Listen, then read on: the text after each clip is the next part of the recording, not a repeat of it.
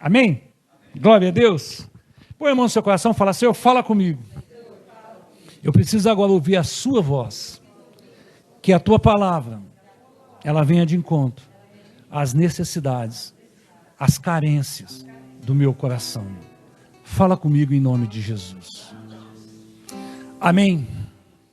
Querido, os irmãos que tivemos na quinta-feira lá, na primeira palavra que o bispo Kelso ministrou, ele ministrou lá em Filipenses, capítulo 2, e ele usou esse texto para falar sobre unidade. E realmente, fala muito sobre unidade, sobre esse texto. E a palavra foi tremenda, tudo. E aí você vai recebendo a palavra, eu não sei, tem um grupo de irmãos aqui que começa a pegar uns ganchos, né? Vai recebendo a palavra, e eu comecei a pegar alguns ganchos aqui, e teve um versículo que falou muito forte comigo ao meu coração. E em cima desse versículo aí, eu comecei sexta, sábado, ontem e hoje pela manhã, a gente trabalhar nisso, e Deus tem algo para revelar aos nossos corações nesta manhã. Amém? A chave, a pastora quer a chave. Aqui está a chave. Eita, a pastora acordou às 6 da manhã para lavar a igreja. Porque o rapaz só pôde colocar os pisos ontem. Isso aqui estava uma bagunça. Falei, filho, você acorda às 6 da manhã e lava. Mas foi bênção. Amém, querido? Então, ele trouxe uma palavra, e essa palavra foi muito preciosa sobre a unidade do corpo de Cristo, a unidade dos pastores, que ele estava ministrando. E Deus foi falando ali conosco, e foi falando muito comigo. Mas teve um versículo que ele saltou com muita alegria no meu coração. E é sobre isso que nós vamos falar nesta manhã, amém? Amado, você sabe que Deus, ele é o criador de todas as coisas. Você tem dúvida disso ou não? Ele criou todas as coisas. Tudo está no poder de suas mãos. Deus, ele faz, ele cria todas as coisas. Mas eu acredito que um dos maiores projetos de Deus, se você olhar para a natureza, você vê a água, você vê o sol, você vê a lua, você vê as plantas, você vê os animais. Eu acho isso assim lindo demais. Mas eu acho que acima de tudo isso, algo assim, um projeto além de todo esse que ele criou, um dos mais importantes, que para mim eu acho que é o mais importante, eu creio, Deus, ele criou a família. Amém. Ele criou, você vê aí a água, família, você vê os animais, mas a família, eu creio que é o projeto mais importante que Deus criou, ao ponto de ele enviar seu filho para morrer por pessoas, por nós. Então a família, meu amado, ele é o projeto um investimento mais profundo, um investimento com mais detalhes.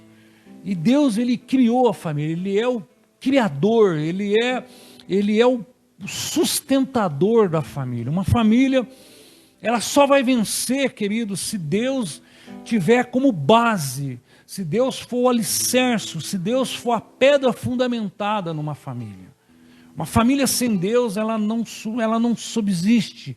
Uma família sem Deus, ela declina. Uma família sem Deus, meu amado, ela fica mercê ao ataque do diabo. Uma família sem Deus. Mas uma família, quando tem Deus no comando, no centro, não quero dizer que você não tem mais lutas. Pelo contrário. Lutas, elas sempre vão existir, desafios sempre vão existir. É só você ler a Bíblia, é só você ver as histórias da Bíblia, você vai ver que tinha os homens de Deus e tinha as lutas, elas sempre vão existir.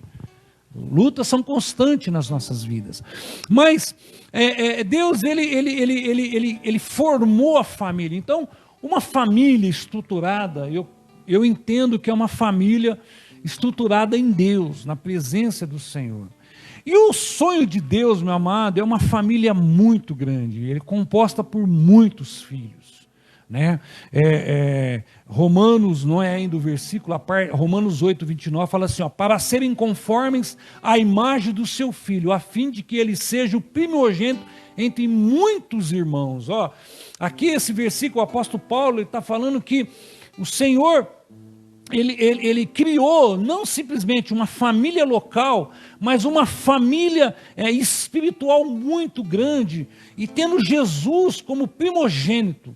Jesus sendo o primeiro nessa família, ele sendo o irmão mais velho, sendo aquele que nós olhamos para termos as nossas referências, nós olhamos para sermos uma pessoa a ser imitado. Geralmente, você numa família, você vê o filho mais novo sempre olhando para o irmão maior e querendo fazer as coisas que o irmão maior faz. Por quê? Porque ele olha, ele vê, ele tem como referência, né? É lógico que depois eles vão crescendo, as personalidades vão aflorando, mas quando são pequenos, a tendência do irmão menor querer copiar o irmão maior, né, fazer o que ele faz, brincar do jeito que ele brinca, fazer as brincadeiras que ele faz, né? E Jesus aqui, né, você vê o apóstolo Paulo, fala que ele é o primogênito, quer dizer, ele é o primeiro, aqui ele já não é o unigênito, como João 3,16, ali ele está falando de ser o único que ele deu o seu único filho, aqui é o primogênito, é o primeiro de muitos filhos, entendeu? Para que nós sejamos ele entre muitos irmãos. Então, uma família composta por muitos irmãos. Amém? A palavra de Deus fala lá em João que todos aqueles que o receberam deram o direito de serem filhos de Deus, de nós termos um pai. Amém? O tema dessa manhã é modelo de filho. Porque se nós temos um irmão como modelo, o irmão a qual nós possamos olhar, que é o nosso Salvador, Jesus Cristo. A pergunta é, qual tem sido o nosso modelo como filho? Qual é o nosso modelo como filho? Nós temos um modelo infalível. Nós temos um modelo a ser copiado em tudo. Porque ele é um vencedor, Jesus Cristo. Mas e o nosso? Qual tem sido o meu modelo como filho de Deus? Gostaria que você começasse, mediante a essa pergunta, começasse a deixar o Espírito Santo ministrar os nossos corações. Abre a sua Bíblia em Filipenses capítulo 2, nós vamos ler do 1 ao 9. Filipenses capítulo 2, se você não trouxe a Bíblia, a mesma tradução está aqui. Filipenses capítulo 2, do versículo 1 em diante. Amém? A Bíblia fala assim, ó, se por estarmos em Cristo, nós temos alguma motivação, alguma exortação de amor, alguma comunhão no Espírito, alguma profunda afeição e compaixão, completem a minha alegria, tendo o mesmo modo de pensar, o mesmo amor, em um só espírito, em uma só atitude. Não faça nada por ambição egoísta ou por vaidade, mas humildemente considere uns os outros superiores a vocês mesmos. Cada um cuide não somente dos seus interesses, mas também do interesse dos outros. Por enquanto, continue com a sua Bíblia aberta aí. Você vê aqui o apóstolo Paulo ministrando na igreja de Filipenses, e você vê aqui um projeto, um plano de algumas atitudes e alguns gestos que é nos ensinado para nós copiarmos, né? E fala, se por estarmos em Cristo, amém? A Bíblia vai dizer lá em Coríntios, aquele que está em Cristo, nova criatura é, as coisas velhas já ficaram para trás, eis que faz tudo novo, amém? 5,17, 2 Coríntios 5,17, fala que aquele que está em Cristo. Então, se por estarmos em Cristo, tem que haver essa motivação de amor em nós. Então, aí começa a falar aqui do amor, falar da comunhão com o Espírito, né? De uma profunda afeição e compaixão, fala de uma alegria, né? Do modo de pensar, ter o mesmo Espírito, ter o mesmo amor. Está falando aqui de um padrão a sermos seguidos. Amém? Agora, o versículo 5 foi o versículo... o bispo Kelsey, ele usou aqui sobre a unidade, achei muito legal, mas o versículo 5 em diante fala assim, ó, seja a atitude de vocês a mesma de Cristo Jesus. Tem alguma tradução que fala, de sorte que haja em vocês o mesmo sentimento que houve em Cristo Jesus. Então está falando assim, que haja o mesmo sentimento, aquele sentimento que Jesus tinha, que haja em nós. A NVI fala assim, ó, que haja a atitude de vocês seja a mesma de Jesus. E esse versículo aqui falou muito forte comigo, porque eu comecei a entender um pouco e olhar para a vida de Jesus e perceber que você começa a ler a Bíblia, você vê os evangelhos, você vai ver a atitude, você vai ver o que Jesus fazia, e muitas vezes nós não copiamos, somos os filhos mais novos, somos os irmãos mais novos, e às vezes nós temos um irmão vencedor e muitas vezes não olhamos e não queremos copiar, não queremos às vezes fazer. Então, seja a atitude de vocês a mesma de Cristo. Embora sendo Deus, não considerou ser igual a Deus. E era algo que deveria se apegar. O apóstolo Paulo está falando isso. Mas se esvaziou a si mesmo, vindo a ser servo, tornando-se semelhante aos homens. E sendo encontrado em forma humana, humilhou a si mesmo e foi obediente até a morte, morte de cruz. Por isso Deus o exaltou à mais alta posição e deu-lhe o nome que está acima de todo nome. O versículo 10, para que o nome de Jesus seja dobrado todo o joelho nos céus e na terra e debaixo da terra. Eu já vou encerrar no 11. E toda língua confesse que Jesus Cristo é o Senhor, para a glória de Deus Pai. Amém, querido? Amado, essa carta aqui escrita à igreja de Filipos, se você for lá em Atos capítulo 16, você vê o início dessa igreja. Essa igreja ela começa na casa de uma irmã que o apóstolo Paulo ganhou ali, né? E ela abriu seu coração, e você sabe que o capítulo 16 acontece o terremoto, né? O apóstolo Paulo expulsa o demônio de uma adivinha, de uma escrava adivinha. Esse é o capítulo 16.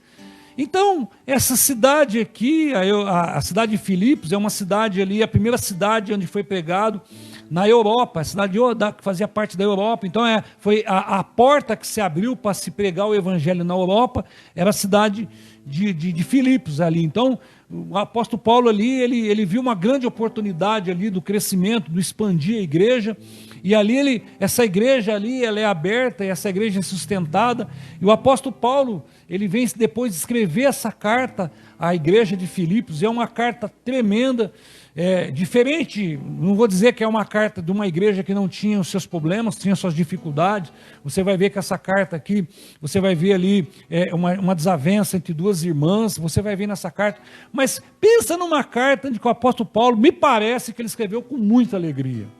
Diferente de algumas que ele teve que fazer algumas exortações, que ele teve que tratar alguns pecados, essa aqui é uma carta que parece que ele traz assim, aquele alívio, é uma carta gostosa de escrever, né? Eu gosto muito dessa carta aos Filipenses. E outra carta que eu gosto muito é Tiago, que parece que Tiago foi uma sentada só, né? Não foi uma carta assim que foi parando assim, foi elaborando, não. Você vê que Tiago parece que é um assunto só, o assunto de Tiago. Mas essa carta aos Filipenses, uma carta aonde essa cidade abre as portas através de uma mulher que abre o coração para Jesus, e aqui no final vai finalizando, um carcereiro se converte ali, nós conhecemos a história.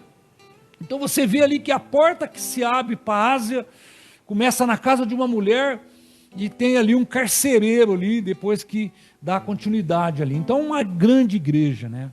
Agora, o grande plano de Deus, meu amado, é ter muitos filhos, né? E o que Deus espera dos filhos? A pergunta é, será que nós temos vencido como filhos de Deus? Porque uma coisa é você olhar para o ímpio, e aquele que não confessa a Deus, aquele que não tem Deus como Pai, que só acredita que Deus existe. Tem o ímpio, ele acredita que Deus existe, mas ele não se submete, ele não se entrega, ele não se converte, ele sabe que Deus é o Criador de todas as coisas, ele não tem dúvida disso, a fé dele chega nesse ponto, mas não passa, é aquela fé natural que acredita que existe um ser superior. Ele acredita nisso, mas não tem como você pegar um padrão deles como filho. Mas e nós, a igreja do Senhor Jesus? Qual tem sido o nosso padrão como filho? Se nós temos aqui sabendo que Deus, meu amado, Ele quer algo da igreja. Amado, do versículo 1 ao versículo 4, eu vejo aqui algumas coisas. Primeiro, você fala sobre decisão, fala sobre comportamento, fala sobre reconhecimento, fala sobre unidade e fala sobre atitude. Eu acho que se nós olharmos para a nossa vida como cristão, nós temos que entender a decisão que nós tomamos. A decisão que você tomou de aceitar Jesus Cristo como o único e suficiente Salvador da sua vida.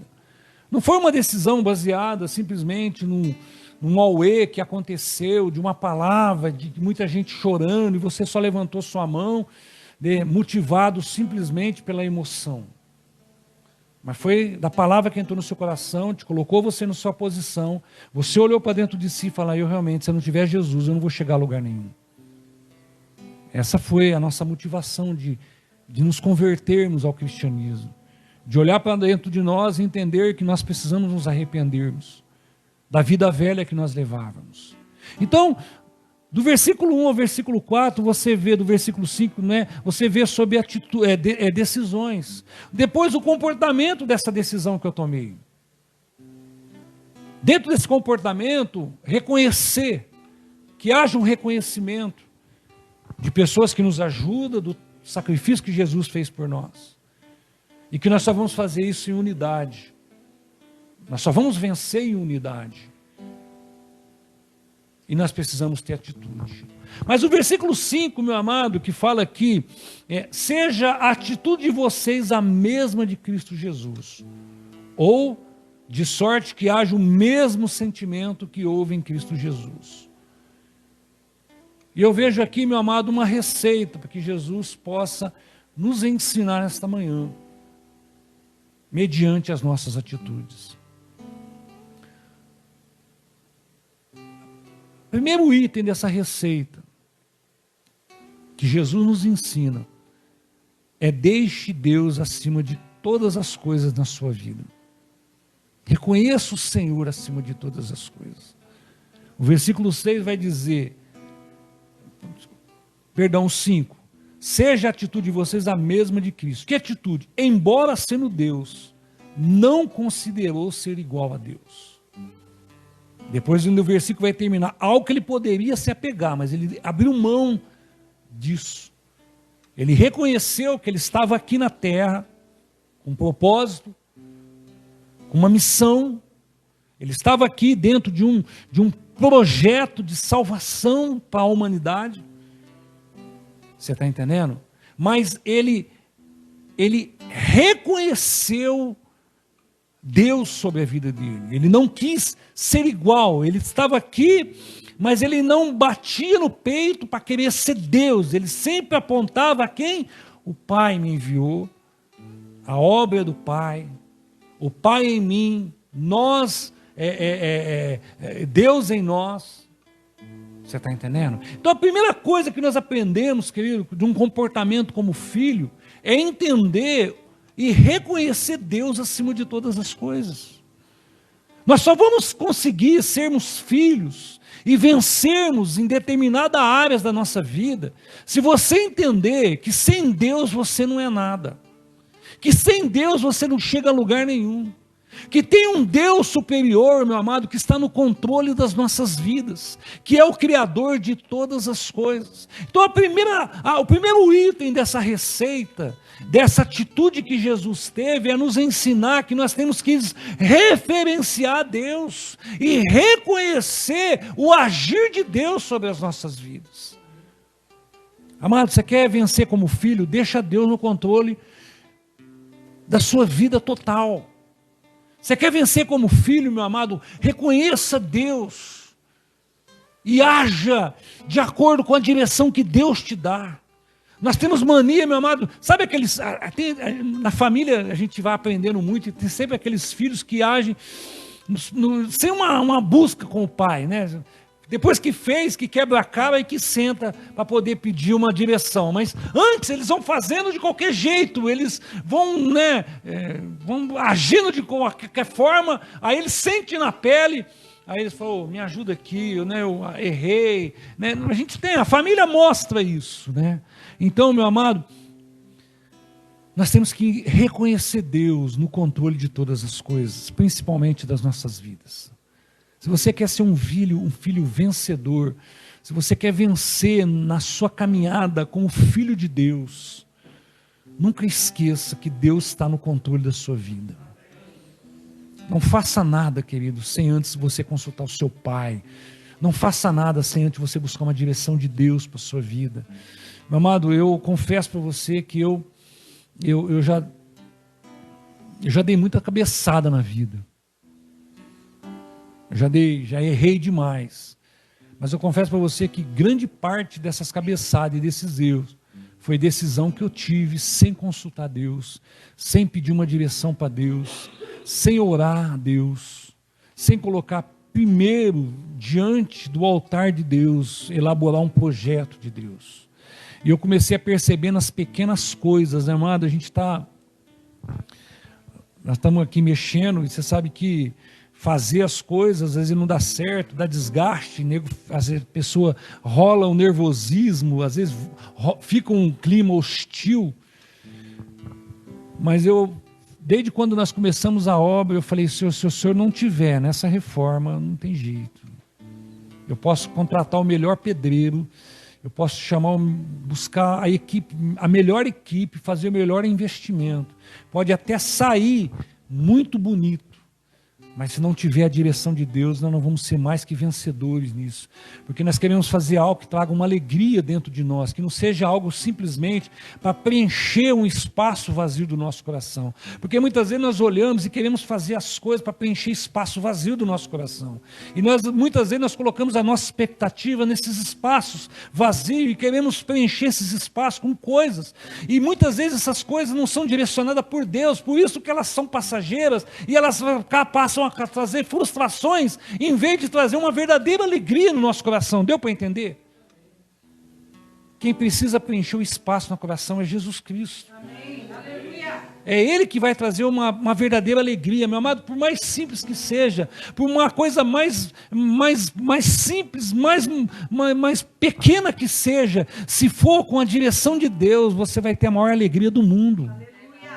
Porque é Deus que está no controle de todas as coisas, meu amado. Nós não podemos basear, meu amado, a nossa expectativa em coisas, em homens. A nossa expectativa tem que estar em Deus. Amém, querido? E a primeira lição que nós aprendemos aqui é que Jesus, a Bíblia fala assim, ó, embora sendo Deus, ele deixa muito bem claro esse parente, ele não está abrindo mão, meu amado, do seu DNA, ele não está abrindo mão de quem ele é, ele está falando, embora sendo Deus, a Bíblia vai dizer ali, meu amado, que ele não considerou ser igual a Deus. Você entendeu aqui o agir da Trindade, Pai, Filho e Espírito Santo? Eles tendo a mesma postura, ele tendo o mesmo poder, ele tendo a mesma posição de Deus, ele não abriu mão, ele reconheceu como homem que havia um Deus superior sobre a vida dele, que estava no controle e no comando da sua vida. É a primeira atitude que nós temos que ter como filho, é reconhecer Deus acima de todas as coisas na nossa vida. Amém?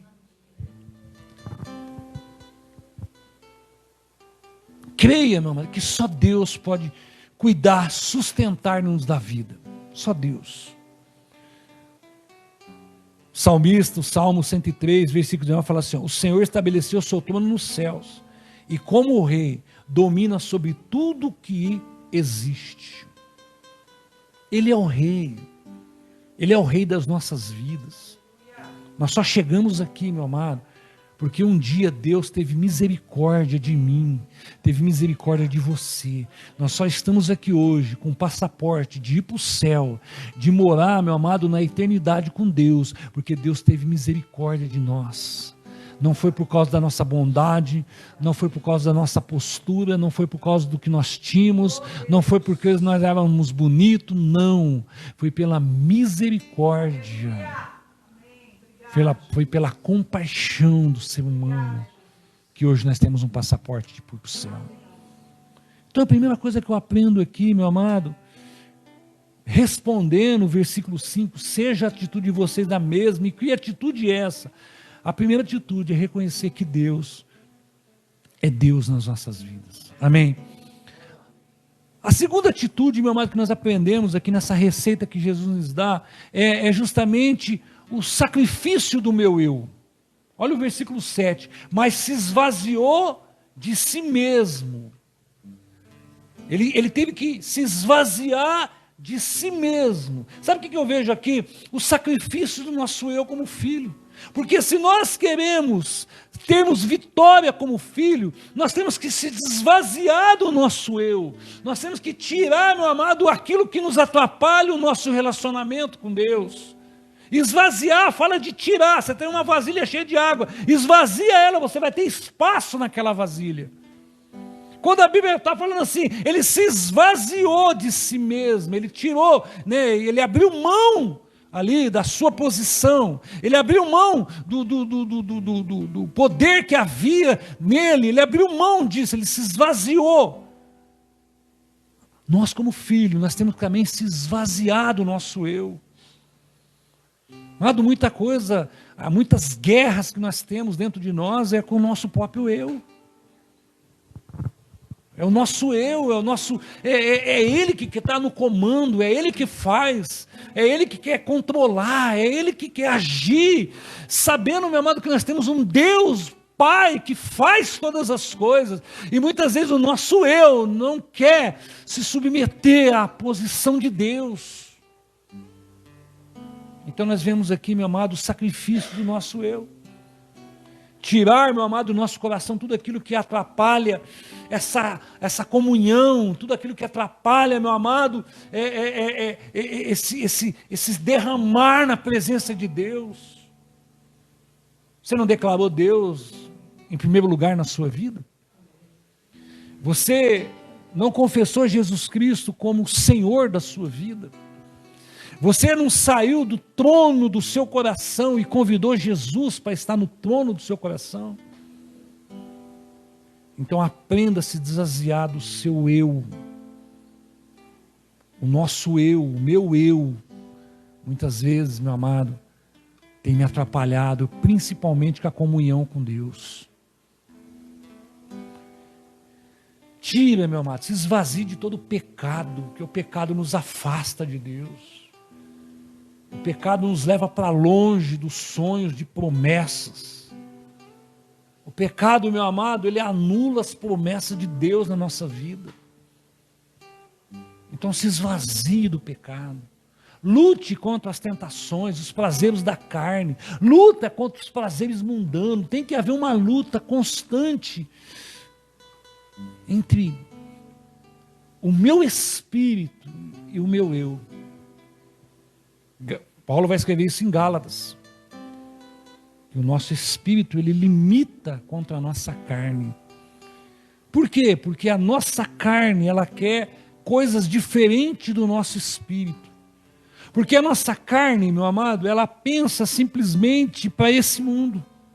Porque o corpo vai para o pó e ela junta, né? Quando eu falo do eu falo do nosso sentimento, falo das nossas emoções, falo da nossa alma. Então a nossa alma, ela se agarra ao nosso corpo. Um dia vai acabar, então eu vou aproveitar.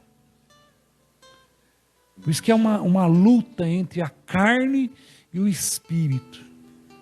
Se você perguntasse hoje, quando tocou o relógio, e se você pudesse chegar entre a sua carne e o seu espírito, a sua carne queria ficar na cama. Ela queria ficar descansando. Principalmente você que teve uma semana exaustiva, trabalhada, corrida, puxada.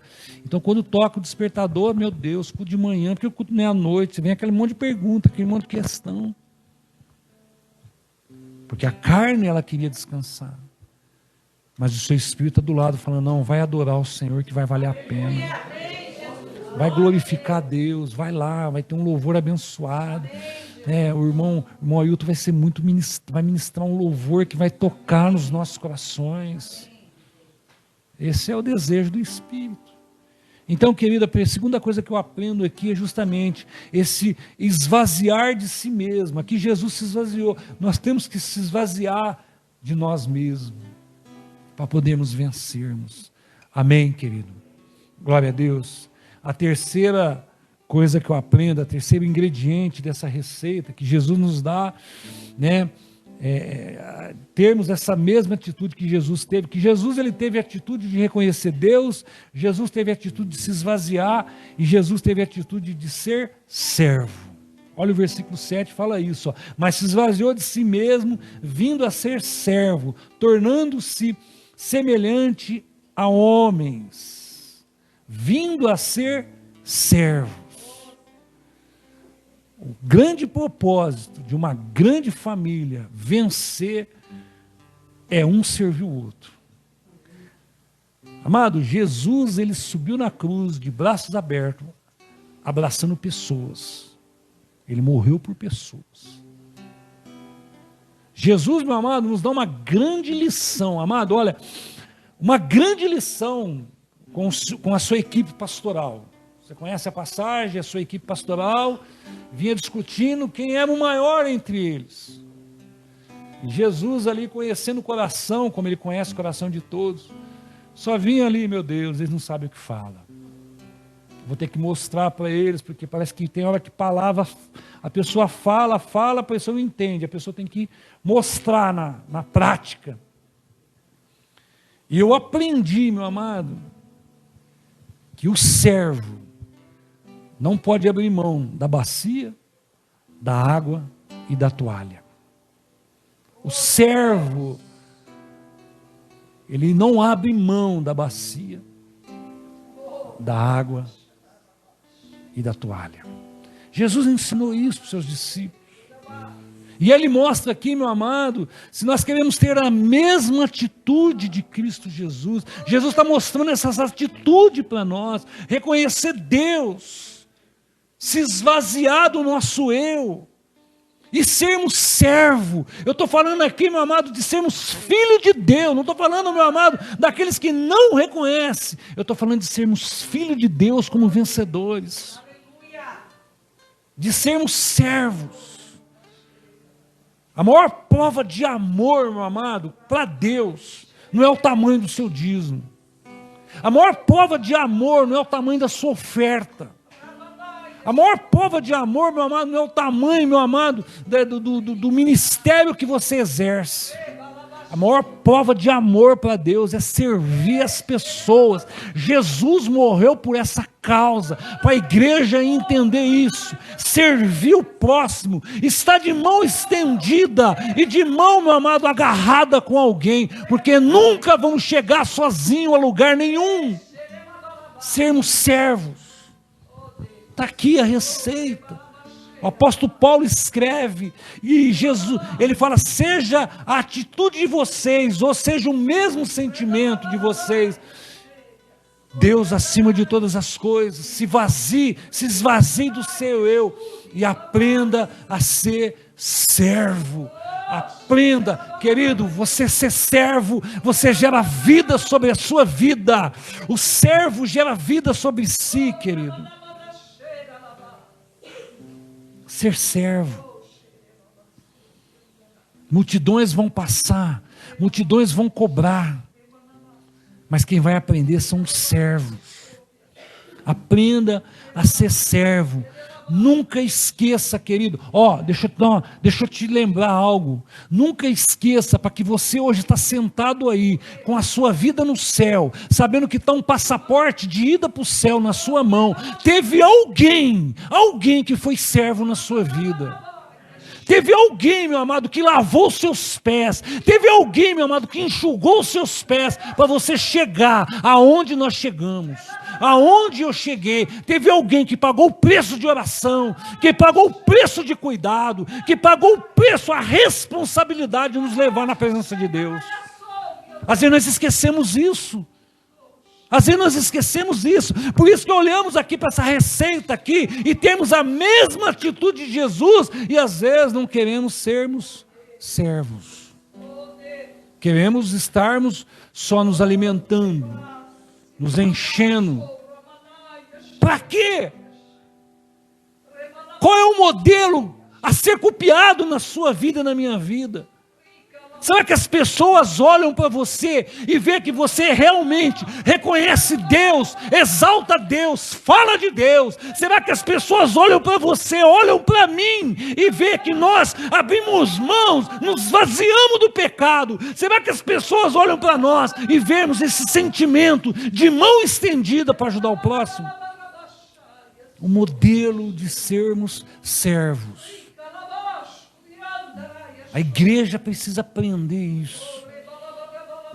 Nunca esqueça, querido, nunca esqueça da bacia, da água e da toalha.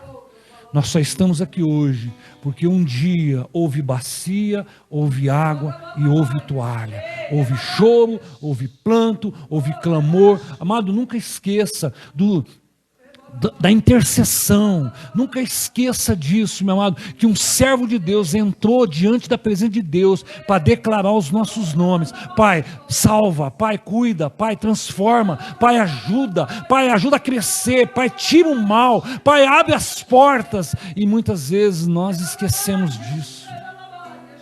Nunca esqueça, querido, nunca esqueça, porque, meu querido, se nós fecharmos, esquecermos que nós somos servos, nós levamos um sério problema de blindar o nosso coração,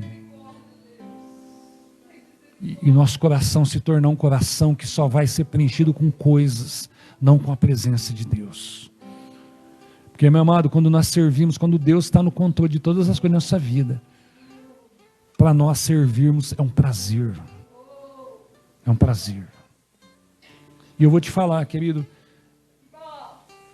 eu converso com algumas pessoas e vejo assim o que elas fazem na obra. Eu fico constrangido.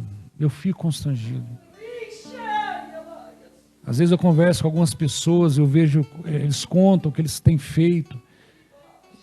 Eu fico constrangido, eu falo, meu Deus, eu não faço nada. Nós não fazemos nada para o Senhor. Aprenda a ser servo. Amém, querido?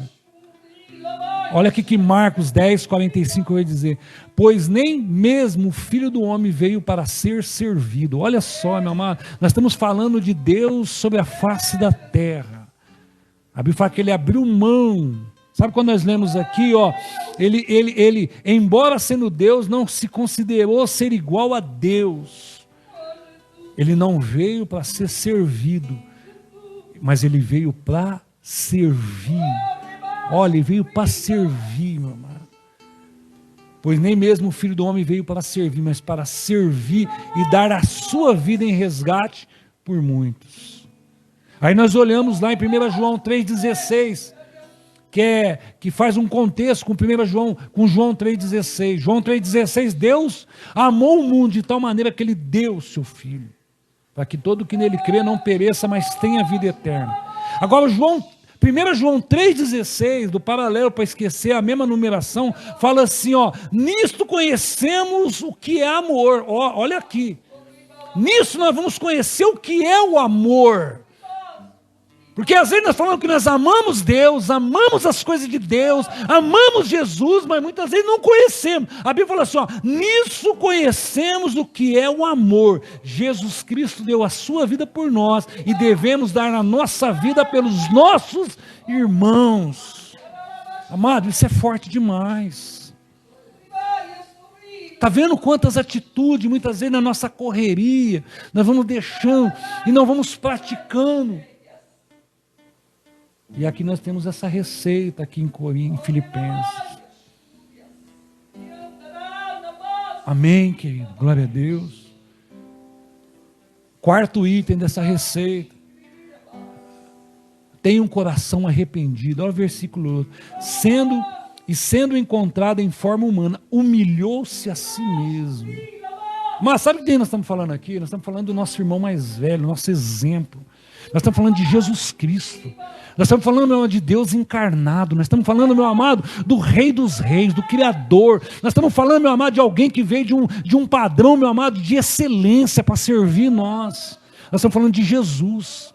Nós não estamos falando aqui da vida de Moisés, da vida de Arão, de Abraão. Não estamos falando da vida desses homens. Nós estamos falando de Jesus, meu amado. E a Bíblia fala para nós termos a mesma atitude. Versículo 5 fala assim, ó, seja a atitude de vocês a mesma de Cristo Jesus. E qual é a atitude de Cristo Jesus? Reconheça Deus. Reconheça Deus sobre todas as coisas, querido. Reconheça Deus. Crucifica o seu eu, seja servo e tenha um coração arrependido. Você está ligando as coisas, querido? Você está vendo aí as atitudes de um verdadeiro, de um filho de Deus, um filho modelo para uma sociedade caída, um filho que brilha como luz para uma sociedade que anda na escuridão. Tenha um coração arrependido. O arrependimento, meu amado, nos faz reconhecer o sacrifício de Jesus, sabia disso? Quando você se arrepende dos seus pecados, você reconhece o sacrifício de Jesus. O arrependimento deixa o nosso coração grato pela cruz. Quando você se arrepende, você agradece por aquilo que Jesus fez. O arrependimento ele abre os nossos olhos. E nós procuramos enxergar que sem Deus não chegamos a lugar nenhum. É através do arrependimento. Se você não se arrepender, você não vai conseguir enxergar que sem Deus você não é nada. Quando você se arrepende, você fala, meu Deus, sem o Senhor eu não sou nada. Sem o Senhor eu não tenho propósito. Sem o Senhor eu não chego a lugar nenhum. Eu posso viajar o mundo inteiro, eu posso andar de lá para cá, eu posso conquistar, eu posso ter tudo, mas não tenho propósito na vida. E sabe o que eu aprendi, meu amado? Que vida sem propósito é uma vida vazia. Vida sem propósito é uma vida que não chega a lugar nenhum, vai ser simplesmente pó da terra e nada mais. Nós temos que procurar entender qual é esse propósito que o Senhor tem para nós. E Jesus aqui nos ensina essa receita de sermos modelo de filhos. Tenha um coração arrependido. O arrependimento, meu amado, é uma mudança de coração, mente que nos aproxima de Deus. Quer outra? O arrependimento te leva para o céu. Você está com o passaporte para morar na eternidade? A moeda que paga ele é fé e arrependimento. Arrependimento que dá valor nesse passaporte que está nas tuas mãos, nas minhas mãos, de morar no céu. O arrependimento nos coloca no céu. Atos 3,19 fala assim, arrepende-se, pois, e volte-se para Deus, para que os seus pecados sejam cancelados. O pecado leva para a morte, o arrependimento leva para a vida. E a Bíblia fala aqui que ele se humilhou. Ele se humilhou. Ele se entregou. Jesus não tinha que pedir perdão para os pecados. Nós precisamos nos humilhar e nos arrependermos. Nós precisamos. E sendo encontrado de forma humana aqui, uma forma caída. A forma do homem é uma forma caída. Caiu lá no Jardim do Éden.